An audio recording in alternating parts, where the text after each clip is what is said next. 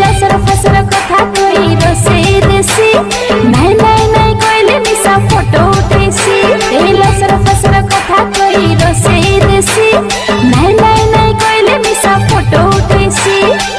लगा खट रसिया तिला से तो बड़ रंग रंगीला लगा खट रसिया तिला से तो बड़ रंग रंगीला हां हले हले ऐसे मोर संगे सेल्फी उठेला रंग रसिया कैमरा वाला ए मन रसिया कैमरा वाला हां रंग रसिया कैमरा वाला ए मन रसिया कैमरा वाला हसीदर नोनी मुचकी मारी